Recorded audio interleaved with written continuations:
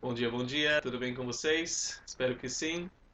Sejam bem-vindos de volta ao nosso estudo de João. Hoje no capítulo 15, a segunda parte, versículos de 9 a 25. E convido você a abrir a sua Bíblia, se você tiver em mãos. Nós vamos fazer uma pequena revisão do começo do capítulo, que é tão importante, né, para a nossa vida, nosso relacionamento com Jesus. A gente viu esse segredo, né, da vida frutífera. Como a gente pode ter uma vida frutífera? E Jesus usou essa ilustração da videira e os ramos, e a dependência total que os ramos têm da videira. Que os ramos não têm como produzir fruto, não tem como fazer nada sem a videira. E a gente viu o desejo do agricultor do ramo dar fruto. Ele cuida, ele limpa, ele eleva, ele faz de tudo para que isso aconteça, para que dê mais fruto, para que dê muito fruto. E a gente viu essa necessidade de nós permanecermos em Jesus, né? De viver o nosso relacionamento vivo, íntimo com Jesus, e através desse relacionamento, naturalmente o fruto vai aparecer, vai vir principalmente o fruto do caráter de Jesus em nós, da gente se tornar cada vez mais semelhante a Jesus. Hoje nós vamos ver dois extremos. Dois extremos. E é incrível pensar que o nosso coração, o coração humano, consegue sentir, expressar esses dois extremos, que são o amor e o ódio. Então hoje nós vamos ver o amor versus ódio, né? Eu diria que é um ou outro, né? Não tem um meio termo. Porque mesmo um coração indiferente, né, você falaria, nem um nem outro, mas se você não se importa, a ausência de amor. Então é um ou é outro. E como uma moeda, né? Uma moeda tem cara ou coroa, não tem dois lados ao mesmo tempo. E o lado depende de que reino você faz parte. Se você está no reino de Deus, então você está no reino do amor, né? O amor de Deus. Se você faz parte do reino do mundo, então isso é caracterizado pelo ódio. É só ódio? Não. As pessoas só têm ódio no mundo? Não, obviamente não, né? Tem o amor natural pela família, tem o amor egoísta, né? Para todas as coisas que são contra o Senhor, né? Contra Deus. O amor do dinheiro, o amor pelos prazeres, o amor da satisfação própria, e assim vai. E todos têm a tendência de pagar com a mesma moeda, né? Quando acontece alguma coisa na nossa vida, a gente sente às vezes, né, essa tendência, mas quem pertence a Jesus, Jesus diria: não faça isso. Agora você pertence a um outro reino, né? Você não precisa mais agir como você agia uh, antigamente. Tem um novo mandamento: amem-se uns aos outros. Vivam o oposto. Não vivam o ódio, vivam o amor. Amem-se uns aos outros, e assim a diferença vai ser visível entre vocês e o mundo. Paulo, eu acredito que acertou bem essa diferença, entre esse contraste em Filipenses 2, versículo 15, quando ele escreveu: vocês que venham a tornar-se puros e irrepreensíveis, filhos de Deus inculpáveis no meio de uma geração corrompida e depravada, na qual vocês brilham como estrelas no mundo. Então, a gente precisa se tornar cada vez mais puros e irrepreensíveis, filhos de Deus mesmo, mas onde? No meio desse mundo. E então, sendo assim, né, sendo cristão mesmo, discípulo de Jesus mesmo, a gente vai, em contraste desse mundo escuro e de trevas, brilhar como as estrelas no universo.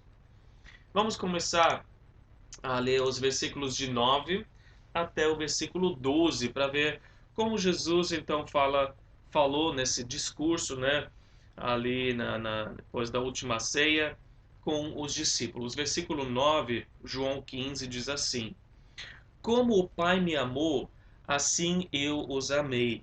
Permaneçam no meu amor. Se vocês obedecerem aos meus mandamentos, permanecerão no meu amor, assim como tenho obedecido aos mandamentos de meu Pai, e em seu amor permaneço. Tenho-lhes dito estas palavras para que a minha alegria esteja em vocês e a alegria de vocês seja completa. O meu mandamento é este: amem-se uns aos outros como eu os amei. Jesus começa essa parte, né, que nós estudamos hoje, com uma declaração de amor. Eu amo vocês, ele diz, né? Ele dissipou qualquer dúvida que os discípulos poderiam ter tido naquele momento ainda. Eu tenho amado vocês, né? Ele fala, eu amo vocês tanto como o Pai me amou. Acho que não tem palavras para descrever a dimensão do amor do Pai, né, pelo Filho. É, se a gente começa a entender 1%, a gente não nem começou, né? O nosso entendimento, o que a gente começa a compreender desse amor, ou talvez experimentar desse amor, é uma gota num oceano tão vasto, né? É o Pai que amou o Filho de eternidade a eternidade, com amor perfeito, uma união perfeita, um amor infinito.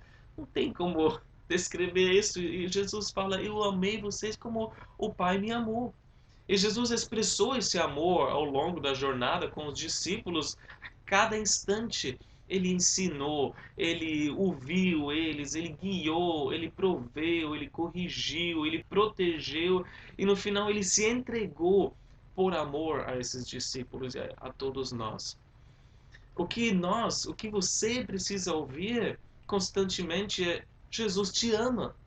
Jesus te ama com um amor que você não consegue nem imaginar, um amor que você nunca vai chegar ao fim, um amor inesgotável, um amor incrível, um amor incondicional, um amor imutável, um amor eterno. Jesus te ama.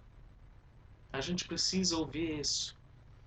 E ele fala: permaneçam nesse amor, no meu amor que eu tenho para vocês, como a ilustração da videira.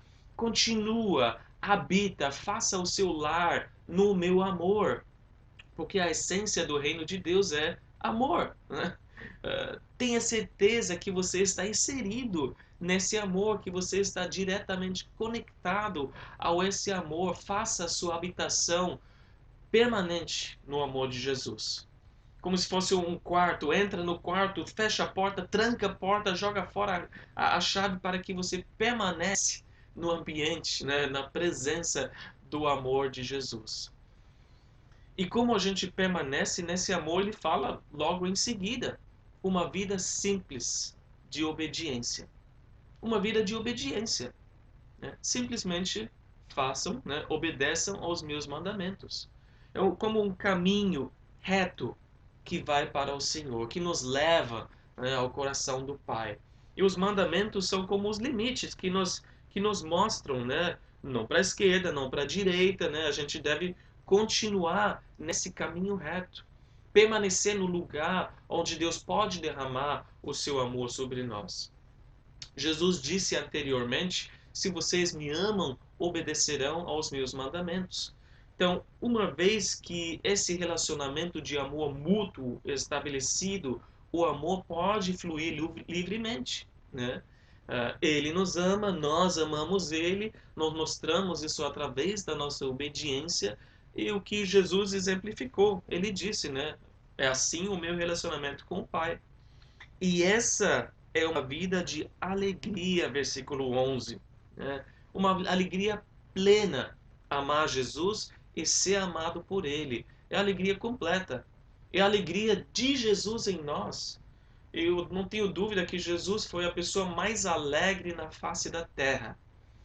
Acho que nos anos 90 foi feito um, um filme, né, do Evangelho de Mateus. E eles chamaram esse ator de Jesus Sorridente, porque você vê ele sorrindo o tempo todo.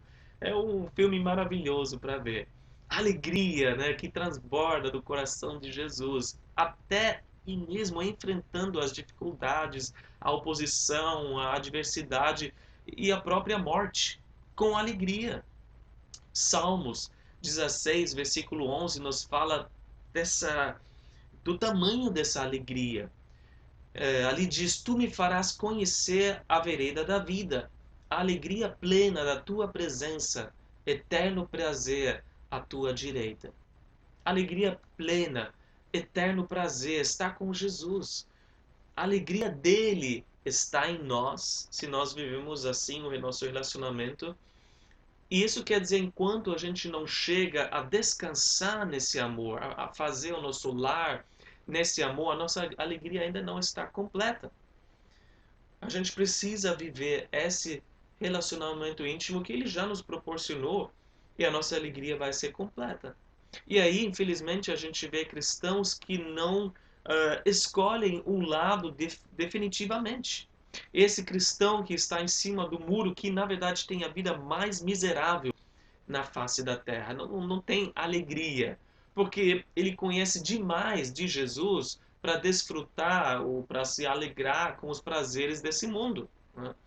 Ele tem demais no mundo ainda dentro de si, que ele não quer abrir mão para desfrutar a vida plena em Jesus. Ele está no muro e não consegue ter alegria. É uma vida horrível que exige um passo para Jesus. A vida plena e satisfeita em Jesus é o que Deus quer para todos os seus filhos, para todo discípulo de Jesus. E essa é a base para a gente viver essa vida oposta de amor em relação ao ódio do reino desse mundo. E no versículo 12 nós vimos então qual é o mandamento, né, principal, a gente pode dizer. O mandamento é amar uns aos outros, que ele já vem repetindo, né, já vai ser repetido outra vez no versículo 17. E a gente fala, até aqui, Jesus, tudo bem. Tá, a gente obedece aos teus mandamentos, tá? A gente assim permanece no teu amor, com o mandamento crer em Jesus como Senhor e Salvador, check. A gente amar Jesus, Jesus é maravilhoso, check. Cortar esses hábitos da vida antiga, né? Morrer, é difícil, mas tá bom. Com a ajuda de Jesus, talvez eu consiga. Check, tá bom. Vamos lá. Mas aí vem, talvez, um dos mais difíceis: amar uns aos outros. Espera aí um pouco. Não vou nem colocar a caixinha do check ainda. Amar uns aos outros, amar realmente todos os meus irmãos, todos os filhos e filhas de Deus. Sim, porque é um mandamento, não é uma opção. Jesus não diz, no dia que você se sentir assim, estiver bem, você ama os seus irmãos. Não, Jesus falou, amem uns aos outros. E aí as pessoas falam, mas como Jesus pode mandar isso? Você pode mandar alguém amar a outra pessoa? Agora manda, vamos lá, ama essa outra pessoa. Bom, a gente fala, é difícil, né? Mas por quê? O nosso entendimento do amor é diferente do entendimento bíblico. É muito mais o que tem a ver com o amor nesse mundo. O problema é que a gente entende amor como um sentimento, né? Se for assim, com certeza você vai amar alguns e outros não, né? Se depender apenas da afinidade, né? Tem os mesmos interesses, os mesmos hobbies, esse amigo, esse não. Nós amamos só as pessoas, né, que nós gostamos naturalmente, os nossos amigos, né? Ou talvez as pessoas não tão difíceis assim. E às vezes a igreja acaba sendo assim, as panelinhas, né? A afinidade. E você não dá nenhum passo para conhecer o resto do corpo local, muito menos o corpo universal, né, no mundo inteiro. E o pior que às vezes parece que Jesus não deu o mandamento amem-se uns aos outros, mas comparem-se uns aos outros, né? Competem uns com os outros, disputem, briguem uns com os outros. Às vezes você vê a igreja fazendo isso, ao invés de seguir e obedecer o mandamento que Jesus deu. O amor de Deus, o amor bíblico, não é um sentimento, mas é uma decisão. Você escolher amar essa pessoa e agir em favor dessa pessoa, mesmo não tendo nenhum sentimento para ela, independente de como você se sente em relação a ele ou a ela. Mas esse amor não é, obviamente, apenas um dever, né, para se cumprir, senão seria seria algo muito pesado, né? Difícil e sem prazer. Mas ele disse: amem-se uns aos outros como eu os amei. Aí está o motivo, né? A gente começa assim. A gente começa com o amor de Jesus por nós e aí a gente dá o passo para amar o nosso irmão. Como Jesus amou os seus discípulos? E a gente pode dizer discípulos difíceis.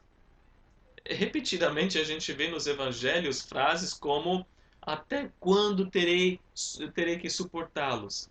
Até quando eu vou ter que ficar com vocês? E Jesus, na sua humanidade, né, falando assim, porque eles eram ignorantes, eles eram teimosos, orgulhosos, briguentos, egoístas, assim como nós, né?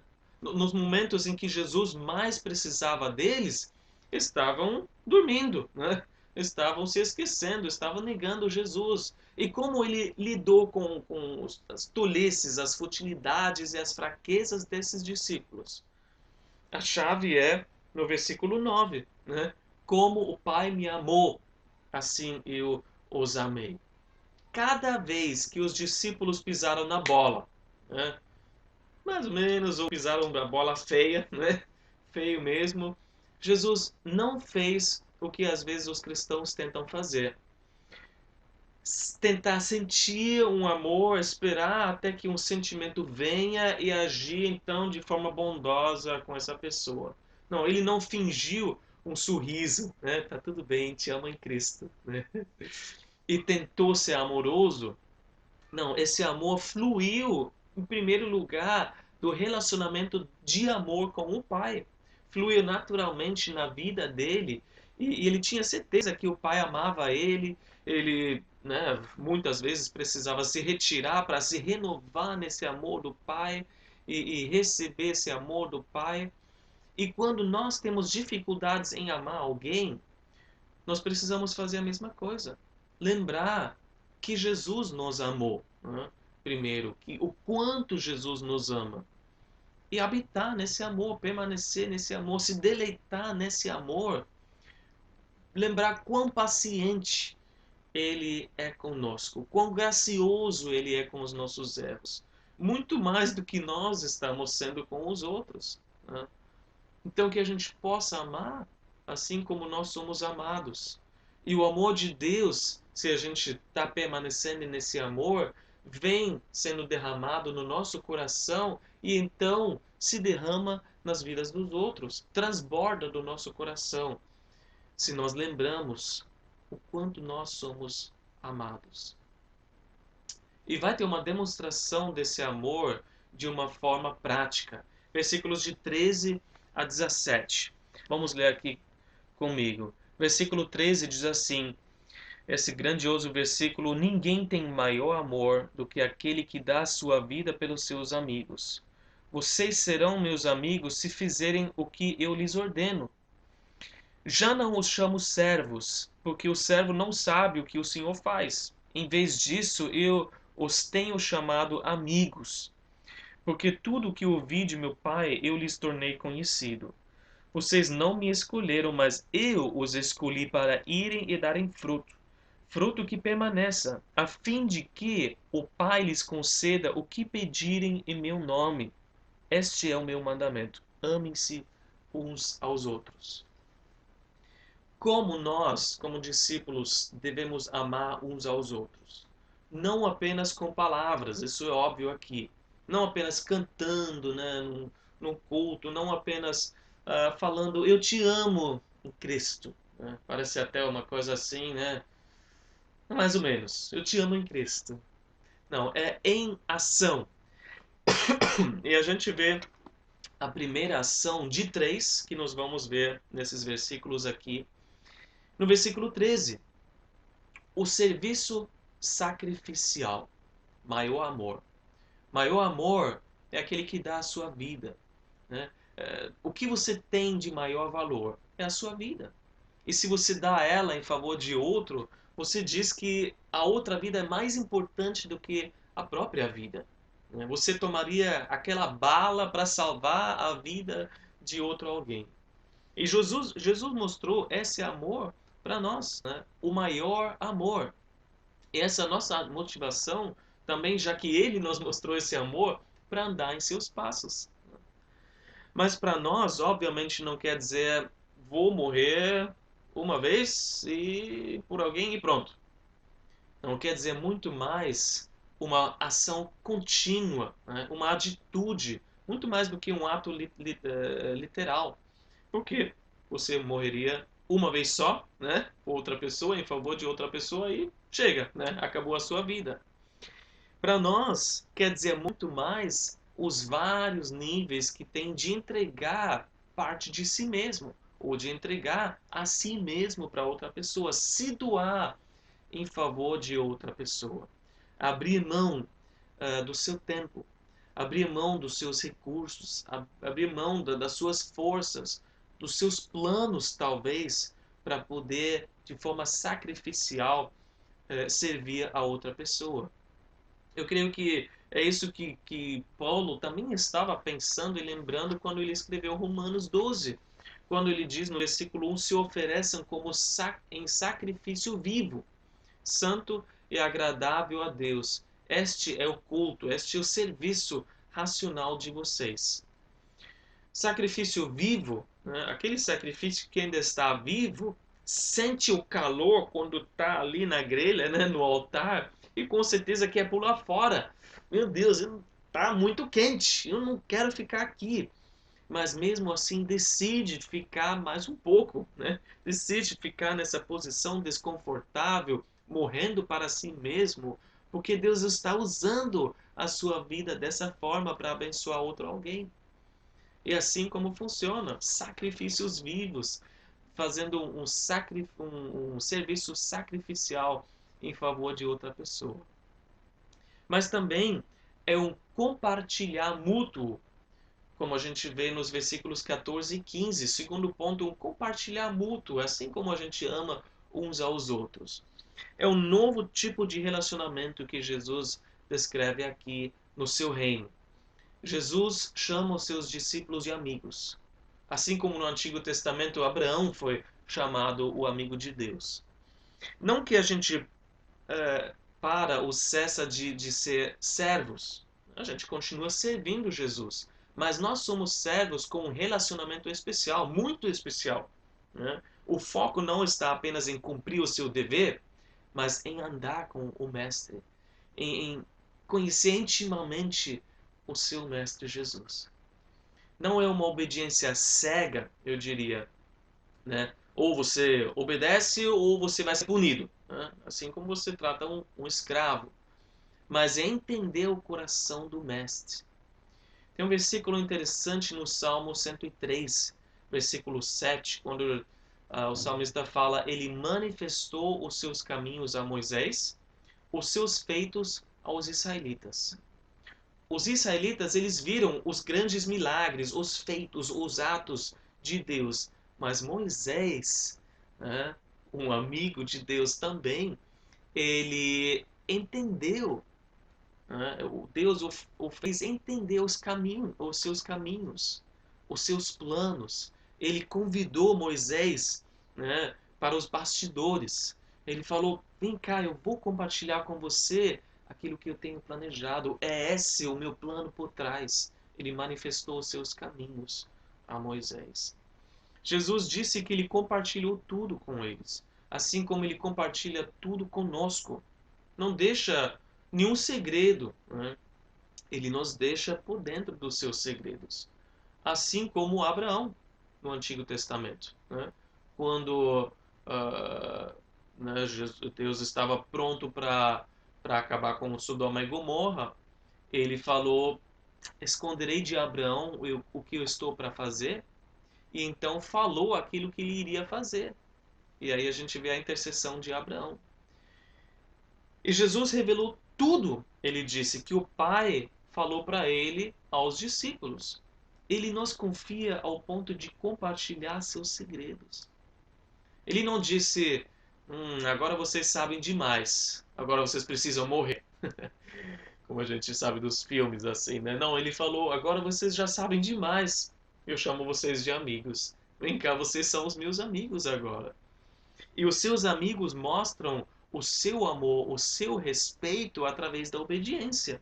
Né? Porque um verdadeiro amigo se importa com aquilo que alegra o outro amigo. E esse é o ponto. Compartilhar mútuo através de verdadeiras amizades no reino de Deus. Existem verdadeiras amizades que você pode compartilhar as suas alegrias, as suas lutas, as suas dificuldades, deixar outra pessoa entrar na sua vida e realmente tirar a máscara. Né? Infelizmente a gente tá tendo essas máscaras, né? Vai ter que usar por mais um bom tempo. Mas e as máscaras que ninguém vê? Mas a gente deixa ali, para ninguém chegar tão perto, né? Que a gente não quer que as pessoas saibam, conheçam. Mas é tirar essas máscaras que a gente coloca, compartilhar abertamente, se tornar vulnerável. O que Jesus fez. Ele deu exemplo e a gente tem que, né, correr esse risco se a gente realmente quiser ter amizades. Com sabedoria, obviamente, porque infelizmente verdadeiras amizades são raras, mas eu quero te animar, quero te dar ânimo e esperança. Se você já desistiu de verdadeiras amizades nesse mundo, não vai ter mais, né? Chega, já fui frustrado tantas vezes, decepcionado. Eu quero te dizer, elas existem no reino de Deus. Elas só existem no reino de Deus, é ali que elas precisam existir. Porque nós fomos chamados para sermos amigos uns dos outros. Amigos de Jesus e uns dos outros. Essa foi a força da igreja primitiva, como nós lemos em Atos, a koinonia, a comunhão que eles tinham. Ninguém mais tinha isso, não tinha outro lugar onde existia essa comunhão, esse compartilhar mútuo entre amigos. E em terceiro lugar, como a gente pode se amar uns aos outros, versículo 16 fala da oração em favor do outro. Mas começa com a ideia de ser escolhido por Jesus. Né? Eu os escolhi. Ele fala, eu tomei a iniciativa. A escolha dos 12 se iniciou no coração de Jesus, no coração de Deus. Isso quer dizer que não tinha nada a ver com quem eles eram. Não porque eles eram tão maravilhosos, tão perfeitos para a obra, não. Todos os motivos estavam em Jesus. Por causa da sua graça, ele os escolheu. Porque no final, eles eram frágeis, eles eram fracos. Como a gente falou anteriormente, eles estavam dormindo, negando, fugindo quando Jesus estava precisando mais deles. Isso é importante que nós fomos escolhidos para ninguém se encher de orgulho e achar que agora está merecendo todos os benefícios da amizade com Deus. O seu amor, o seu cuidado, o sacrifício. Não, não, não. Isso daí é tudo pela graça. Não nada em nós. Mas uma coisa que essa escolha da parte dele também nos fala é do nosso grande valor. Porque olha quem nos escolheu. É um grande valor que cada um de nós tem. Que eu lembrei, você deve ter passado por isso na sua escola, né? Sempre teve alguém, talvez tenha sido você, não sei, na educação física. Né? Quando os times foram escolhidos, sempre sobrou aquele mesmo coitado. Né? Eu pego o João, eu pego o Pedro, e aí está o Estevão, sei lá quem, que ficou por último. Tá bom, vocês ficam com ele. Da próxima vez a gente fica com ele. E foi assim, né? Quem foi o último escolhido para o time de futebol? É aquele que não joga bem. Mas por quê? Porque não tinha outra opção. Foi quem sobrou. E às vezes a gente pensa assim em relação a Jesus. Não foi assim. Jesus nos escolheu porque ele quis, não porque ele não tinha outra opção. Jesus quer você e eu em seu time. Vem jogar comigo, venha ser parceiro comigo, meu amigo. Ele enxerga um valor em nós que nós muitas vezes não percebemos. Mas quanto mais a gente se achega a ele, a gente percebe esse grande valor que nós temos e que o nosso irmão também tem. Porque Jesus também escolheu ele para estar no time. Né?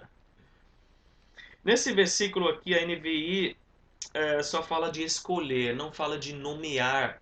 A Almeida, por exemplo, traz essa palavra que está no original, mas algumas traduções juntaram, né? Expressaram de outra forma.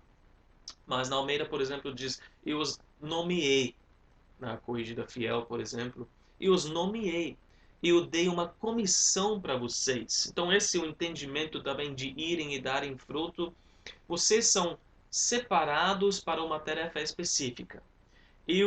A gente poderia até traduzir: posicionei vocês estrategicamente. Então Deus inseriu as nossas vidas no momento certo, num lugar específico na história da humanidade. Não é por acaso que você está aqui, que você está em Santos, em não sei que cidade você está nesse momento. Foi Deus quem te colocou ali, nesse lugar de trabalho, nessa escola, nessa família. Foi Deus que te colocou onde você está hoje, inclusive no meio de pessoas difíceis, né? No meio de, como os discípulos, né? Aquelas pessoas ao seu redor que Jesus fala: amem-se uns aos outros. E nós fomos escolhidos, então qual a nossa tarefa? O que Jesus quer para dar fruto? Que é o caráter de Jesus. Por si só, as dificuldades que vêm, a dor que vem, a pressão que a gente sente no mundo vai nos esmagar, vai nos tornar pessoas terríveis, né? Cheio de amargura, cheio de rancor, mas permanecendo nele, né, como ramo na videira, então a gente se torna assim gracioso, compassivo, amoroso, longânimo, assim como Jesus. E aí vem o poder da oração. Versículo 16 fala: a fim de que o Pai lhes conceda. Então tudo isso acontece, a gente está ali rodeado com pessoas difíceis. A gente permanece em Jesus para dar fruto a fim de quê? A fim de fazer o quê? O poder da oração a gente vê aqui, a fim de quê? Orar, pedir a Deus, pedir ao Pai. Tudo isso está relacionado à nossa tarefa de amar as pessoas ao nosso redor. E o que você pode pedir em favor dessas pessoas? Em nome de Jesus, segundo o seu caráter. Amem-se uns aos outros, é isso. Apresentar as pessoas e as suas necessidades diante do Pai. E ele, diz aqui, vai conceder os pedidos em favor deles. Eu diria que essa é a melhor dica. O que você deve fazer quando tem uma pessoa que é difícil para se amar? Você não se dá bem com essa pessoa. Faz isso. Ora. Separa uma semana. Todo dia você ora por essa pessoa. E até o final da semana, com certeza o seu coração vai ser outro. Você vai orar todo dia, não para o fogo do céu cair, não para ser julgado, punido, corrigido, mas ora pela vida dessa pessoa, pelas necessidades dessa pessoa. Que Deus abençoe, que possa dar fruto, que Deus possa mostrar sua bondade, fazer bem para essa pessoa. E você vai perceber como no final dessa semana o seu coração vai ser mudado em relação a essa pessoa. Diria que também essa prática da oração é a melhor prática para os nossos dias de pandemia, né? Porque você não precisa entrar em contato físico com essa pessoa, né? Hashtag fique em casa. Você está onde? Está em casa orando por essa pessoa. E Deus vai estender o seu braço. E Deus vai tocar naquela pessoa. Então ora tudo que você gostaria de ver naquela pessoa que Deus colocou na sua vida. Pede por discernimento espiritual para discernir a real necessidade daquela pessoa. Talvez você até conhece e sabe, não tocaria no assunto numa conversa pessoal com aquela pessoa, mas falando com Deus, você falaria com aquelas coisas que você vê, aquelas necessidades maiores da vida da pessoa. E você pode explorar o coração de Deus e pedir segundo a vontade dele, e ele vai responder a sua oração. Então são esses os três atos, né, de amor que a gente pode mostrar para os outros. Agora, para o restante dos nossos versículos desse capítulo, nós vamos ver o oposto, né, o contraste. o ódio do mundo. Vamos ver os versículos de 18 a 20. Diz assim: se o mundo os odeia, tenham em mente que antes me odiou. Se vocês pertencessem ao mundo, ele os amaria como se fossem dele. Todavia vocês não são do mundo, mas eu os escolhi tirando-os do mundo, por isso o mundo os odeia. Lembrem-se das palavras que eu lhes disse: nenhum escravo é maior do que o seu senhor. Se me perseguiram, também perseguirão vocês. Se obedeceram a minha palavra, também obedecerão a de vocês. O que é de se esperar? Vimos até aqui dos outros discípulos, né, e da nossa parte, esperar amor.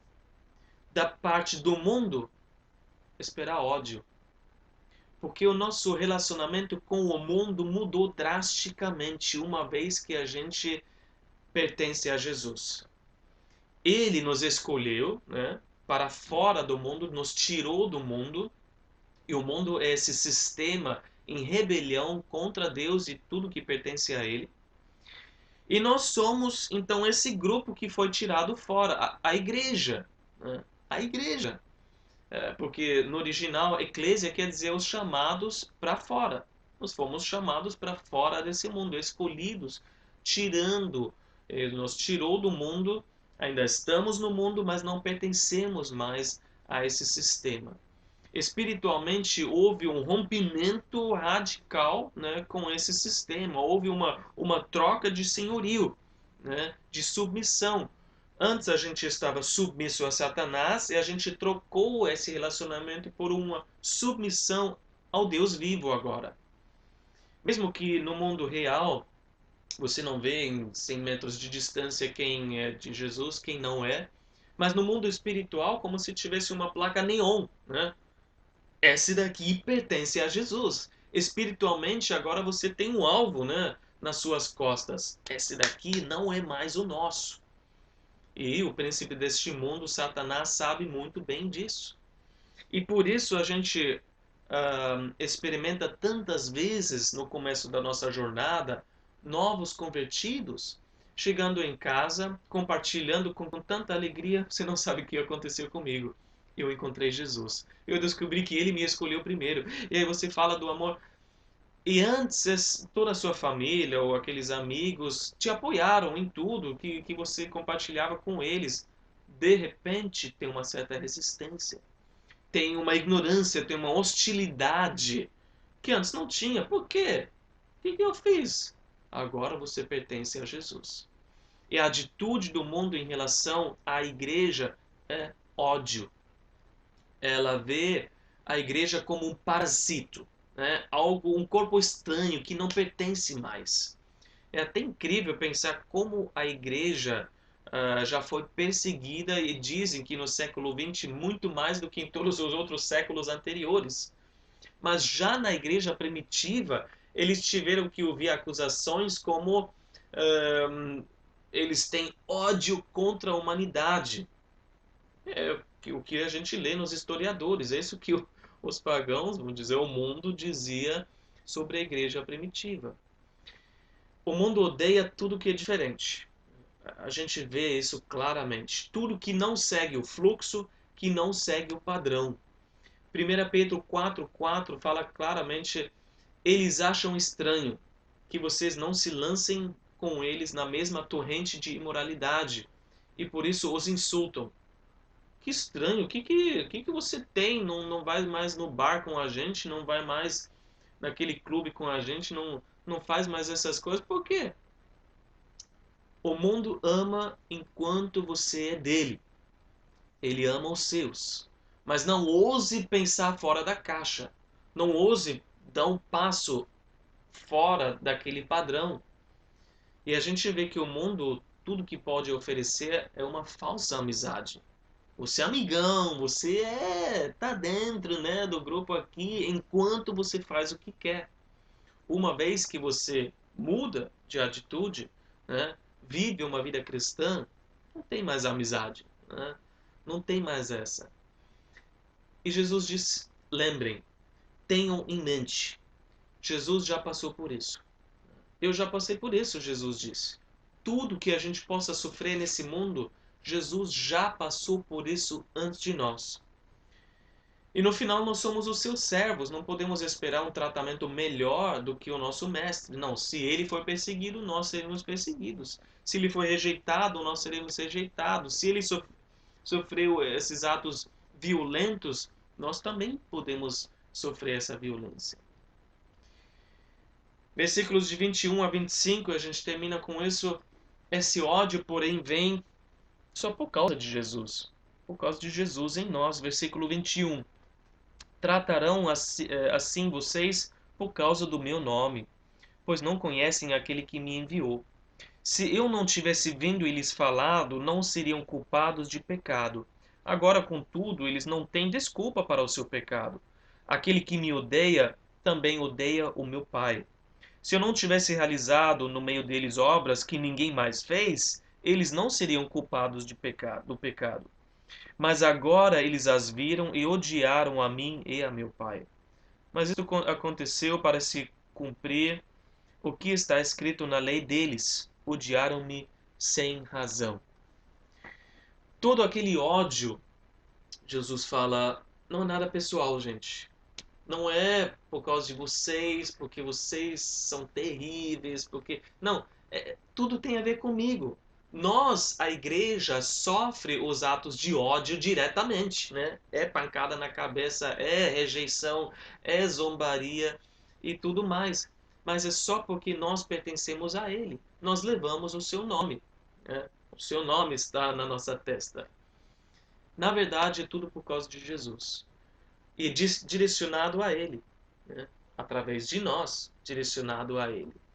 E por isso o autor de Hebreus, falando para aquele povo que estava sofrendo muito por se ser associado, né, a Jesus, disse em Hebreus 12, versículo 3, pensem bem naquele que suportou tal oposição dos pecadores contra si mesmo, para que vocês não se cansem nem se desanimem. A igreja pode pensar, mas não é justo. O que que a gente fez? Nós tentamos amar, nós tentamos ajudar, nós tentamos sacrificar e a gente só... né, oposição. Pensem bem em Jesus que suportou tudo isso para não se desanimar, para não se cansar. E é que essa oposição vem porque não fazem ideia quem Jesus é, quem o Pai é. Não fazem ideia a quem estão perseguindo de verdade. Assim como Saulo, o fariseu que foi atrás dos cristãos, né, tentando prendê-los. E ali na estrada rumo a Damasco, ele finalmente conheceu aquele a quem ele estava perseguindo de verdade, Jesus. Mas ele não tinha noção, ele estava fazendo isso numa cegueira religiosa, né? E, infelizmente, tem a cegueira religiosa também que persegue os cristãos, os discípulos de verdade. Mas é o mundo, né, que faz isso porque não conhece o nosso Senhor. E faz isso porque, no final, Jesus veio e é a pedra no sapato eterno desse mundo, né? Jesus veio incomodando o mundo. Jesus veio para mostrar que nós somos pecadores. Mostrou isso através de todas as suas palavras. Mostrou isso através de todos os seus atos milagrosos, né? E mesmo assim, o povo o rejeitou. Até hoje, Jesus é o sapato, a pedra no sapato do mundo, né? Incomoda. O mundo tenta de tudo para se livrar dele. Tenta tirar até a memória dele. Tudo que lembra de Jesus. Vamos tirar essa cruz. É apenas uma moda que a gente usa agora. Vamos tirar o vocabulário, tudo que tem a ver com Jesus e a palavra de Deus. Vamos tirar Jesus e a essência de Jesus das leis, né, que a gente tem. Vamos tentar ignorar Jesus. Mas tentar ignorar Jesus não faz ele ir embora, né? Ele continua incomodando. Não muda o fato que o mundo está perdido em seus pecados e está sem desculpa. Está sem desculpa. Mesmo assim, o ódio vem. O mundo odeia sem razão, como diz no versículo 25. sem razão. Não tem razão, na verdade, porque Jesus é a única esperança para a salvação. Jesus é o amor que estendeu os seus braços para salvar o homem perdido. Jesus é a única coisa boa que existe nesse mundo. Apesar de tudo, é ódio, é ódio. Que a gente não seja conhecido assim como o mundo, mas que nós, como discípulos de Jesus, sejamos conhecidos pelo amor, né? Pelo amor uns pelos outros, enquanto o mundo é reconhecido pelo ódio. Para que tenha esse contraste tão forte, tão grande, para que nós possamos mostrar a diferença. Porque o mundo, no fundo dos fundos, quer ver amor verdadeiro, amor não fingido, como Paulo diz em Romanos 12:9. Não quer apenas um paz do Senhor, né? Te amo em Cristo na frente e a fofoca e a calúnia por trás. Ninguém é bobo, né? As pessoas sabem que muitas vezes é isso que acontece. O mundo precisa ver o mundo não fingido, sem hipocrisia. E aí o mundo vai perceber que há uma grande diferença. Para falar novamente do versículo que nós citamos no começo, Filipenses 2, versículo 15, que vocês venham a tornar-se puros e irrepreensíveis, filhos de Deus inculpáveis, no meio de uma geração corrompida e depravada, na qual vocês brilham como estrelas no universo. Que a gente possa brilhar nesse contraste, como estrelas no universo, por causa do amor que a gente tem uns pelos outros. Que Deus nos ajude a ser a igreja, a verdadeira igreja, que ama uns aos outros. Vamos orar. Senhor Deus, obrigado por nos amar tanto, por nos amar com amor incrível, firme, constante, eterno, inesgotável, Senhor. Nós queremos permanecer no teu amor, obedecendo aos teus mandamentos, Senhor. Esse é um grande mandamento, amar uns aos outros. Nos perdoa cada vez que nós falhamos e fingimos o amor. Vivemos em hipocrisia ao invés de estender o verdadeiro amor através do exemplo que o Senhor deu. E por favor, nos ajude, Senhor, a amar os nossos irmãos com amor sacrificial, através da oração, com uma amizade que o mundo não conhece, em compartilhar das nossas vidas. Nós te pedimos, Senhor, que nesses dias de pandemia, o nosso amor não venha esfriar, mas venha ficar cada vez mais forte. Que a gente não fique indiferente, Senhor, e ignorando as necessidades dos nossos irmãos, mas que a gente continue envolvido na vida dos outros.